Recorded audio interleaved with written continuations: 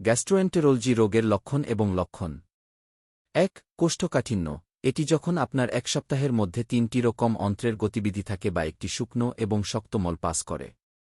এটি পাচনতন্ত্রের রোগের সবচেয়ে সাধারণ লক্ষণগুলির মধ্যে একটি।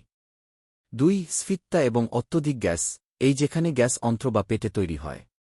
ফোলাভাব বা অত্যধিক গ্যাস বিরক্তিকর অন্ত্রের সিন্ড্রোম এবং সিলিয়াক রোগ সহ পাচনতন্ত্রের ব্যাধি নির্দেশ করতে পারে। ৩. ঘন ঘন অম্বল। দীর্ঘস্থায়ী অম্বল যা এক সপ্তাহেরও বেশি সময় ধরে স্থায়ী হয় তা গ্যাস্ট্রোসোফেজিয়াল রিফ্লাক্স ডিজিজ জিআরডি বোঝাতে পারে।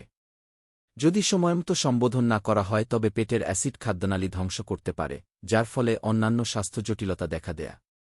৪. ডায়রিয়া। দীর্ঘস্থায়ী ডায়রিয়া যা এক বা একাধিক দিন ধরে স্থায়ী হয় তা হজমের সমস্যার ইঙ্গিত হতে পারে।